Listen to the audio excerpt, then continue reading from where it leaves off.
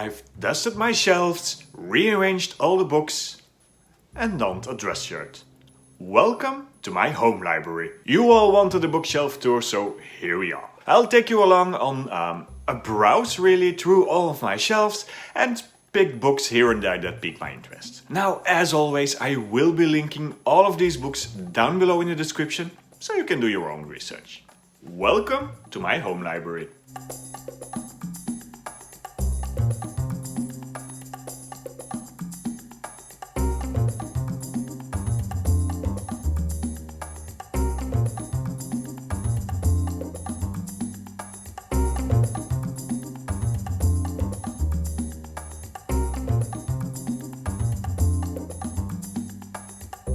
Now, this first book is something really silly, and either you get it or you don't. If you are a Terry Pratchett fan and you've read some books of the Discworld series, you might have read something about the Night Watch. And the captain of the Night Watch survives, throughout the story becomes a father and rushes home each night to read aloud before his kid at bedtime.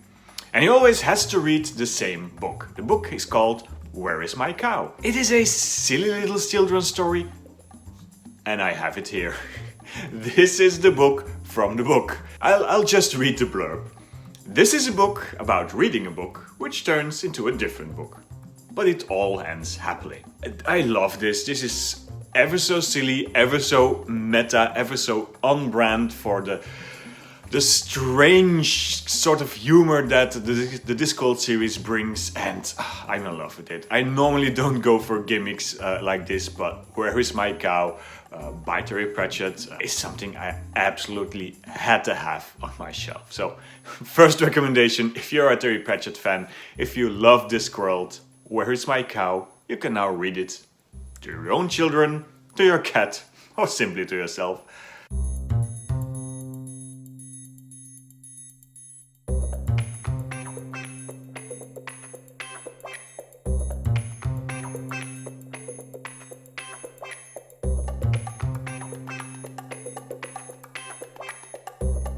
I love a good book and I love a good cookbook, but what I like most is a cookbook that reads like a book.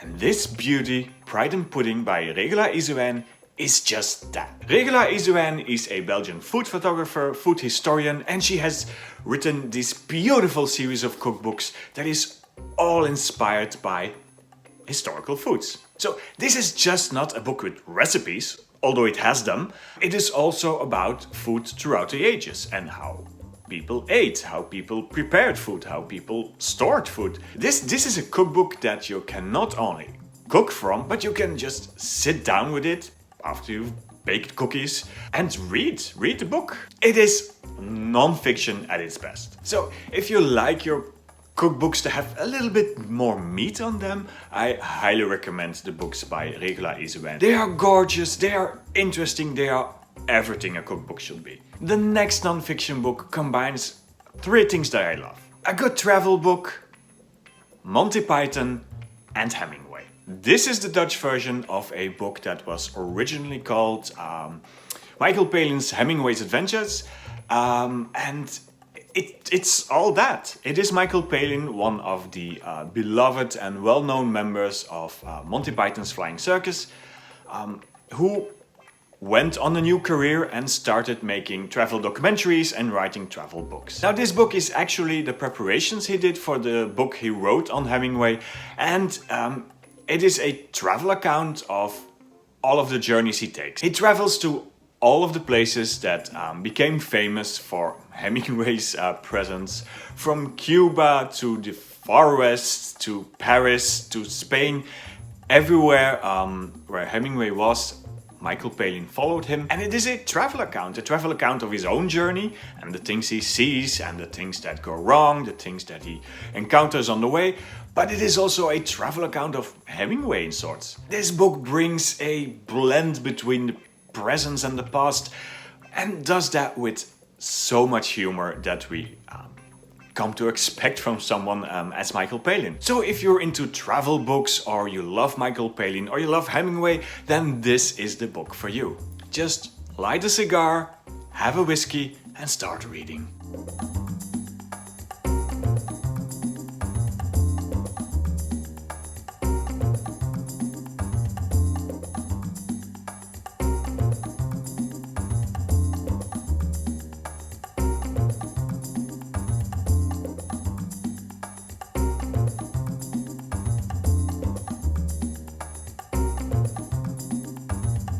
first recommendation I would make from my literary fiction shelf is a YA book, and it is a most beautifully told, very sad, very moving YA book that I think everybody should read. I'm talking about As Long as the Lemon Trees Grow by Zoulfa Katouh. This is a story of Salama, a young girl living in Syria. She has a normal life, as young girls do. She's a pharmacy student, she's in love, and life is great. But then the civil war and the revolution happens. All of a sudden, all around her are bombs, bullets. She finds herself working in a hospital.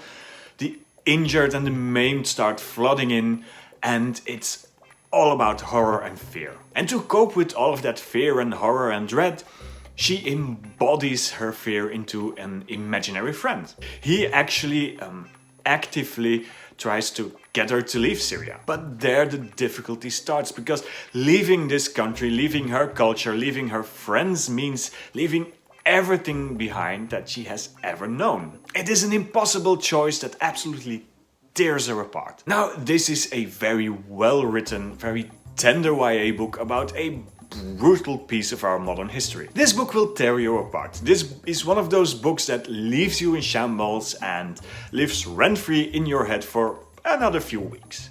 But that's okay.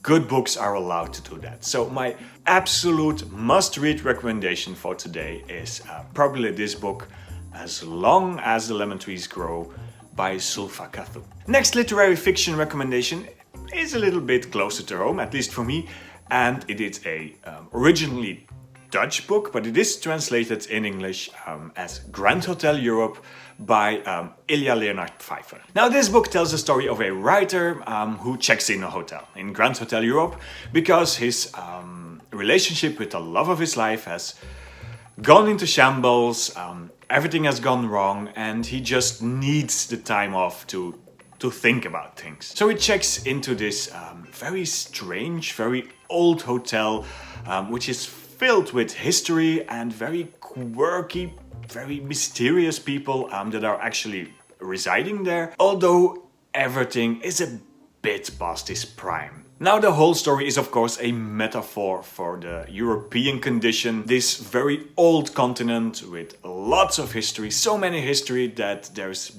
barely any space left for the future. This is a lyrical, almost poetical, but very painful book about what it is to be European. Is there such a thing at all? Or is the European community an experiment destined to fail? So if you want to read a very literary book with some not so well hidden political commentary, then Grand Hotel Europe by Ilja Leonard Pfeijffer is absolutely the book for you.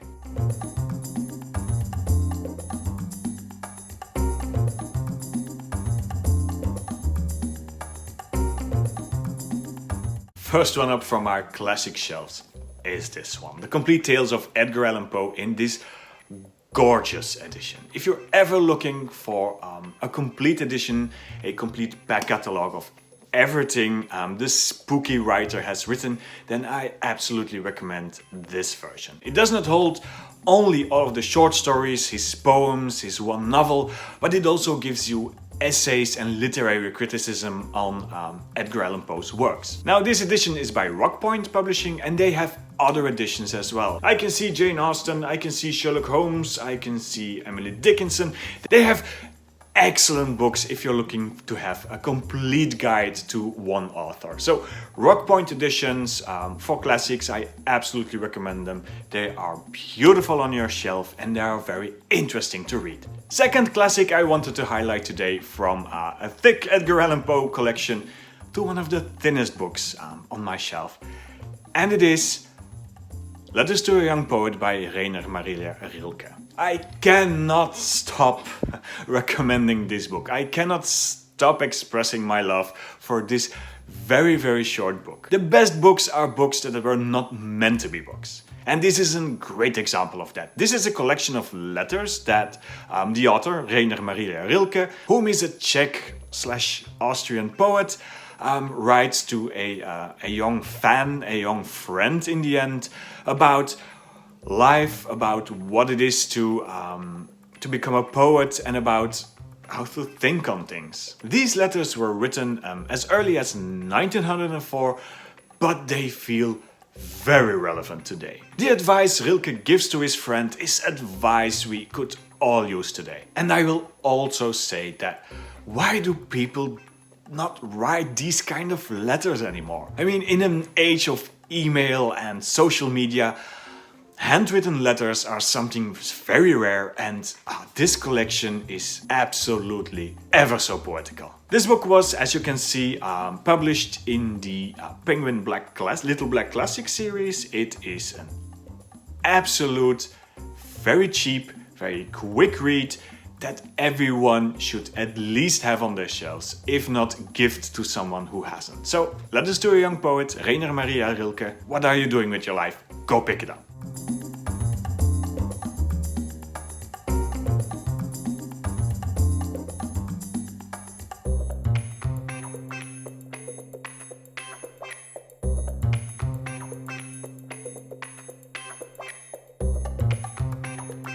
For crime and mystery, I'm going to go with Anthony Horowitz. Now, Anthony Horowitz was one of those writers that I read a lot in my youth because he was a middle grade YA writer, but he changed careers into mystery and murder writing, and he does it ever so well. He became a writer on the Midsummer Murder series, and all of his books, all of his crime books are absolute bestsellers. Now, I picked this one, Moriarty, because it has a very, very interesting premises. Sherlock Holmes and Moriarty have just fallen off Reichenbach Falls in Switzerland and are both dead, although as a reader we know better. The disappearance of Moriarty has left London with a bit of a power vacuum, and all of these want-to-be very powerful criminals are starting to feud with each other to become the next big kingpin. So Frederick Chase, what's in a name, a Pinkerton agent from New York, travels to London to help Inspector Athelney Jones, a name any Holmes fan might recognize, to help him with finding out who will be Moriarty's replacement. It is a surprisingly dark book, it is brimming with suspense, and I assure you, you are not ready for the plot twist. Sherlock Holmes is dead, darkness falls, and the game's afoot.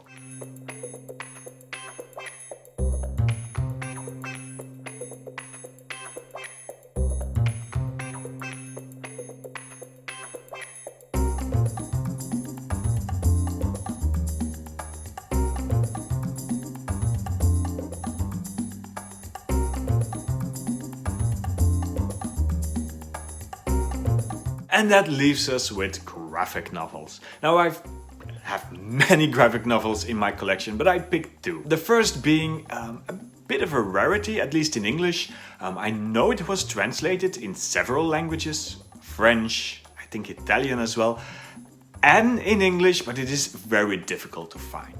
Which is a shame because it is an absolutely beautifully illustrated story, and it is Anais on a Sea of Lies by Leonie Bischoff. Now, this gorgeous piece of art is the illustrated biography of Anais Nin, the well-known and loved erotica writer. Her life is literally based on a sea of lies. The lies she tells society about what a good person she is, but also the lies she tells her partners, that she loves them when she doesn't.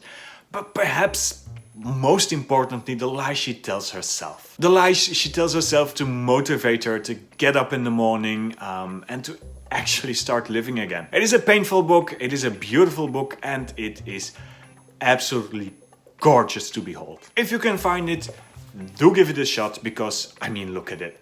It's gorgeous. And the last one for today is a little book again.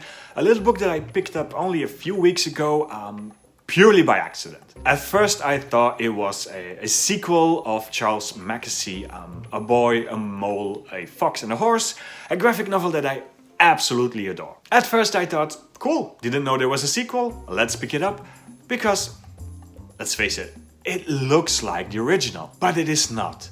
It is not by Charles Mackesy, it is by Margerie Swash, and it is, as she tells herself, an affectionate parody. The Woman, the Mink, the Cot and the Donkey is the story of a woman in full COVID lockdown who is on a quest to find a pub that is open. And along the way she finds friends like the mink, the cat and the donkey, which accompany her on this very strange quest. There is the cat complaining about overfishing. There is a donkey that, I don't know if you can see it, but has a certain hairdo and a certain tie and, you know, grabs them by the pussy and wants to make the country great again. It is a parody and I absolutely loved it. It feels like the original, but this one is meant to be funny, it is meant to be more current affairs, and it is a blast. So it's a very thin one, but if you're a fan of the original by Charles Mackesy and you can find this one, do pick it up because it is a blast. And now I want to hear from you. Was there a book in my shelves that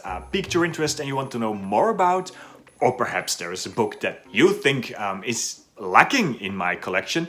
Then by all means let me know down below in the comments. I will talk books some more. And in the meantime, if you need some more great book recommendations, you can always go here.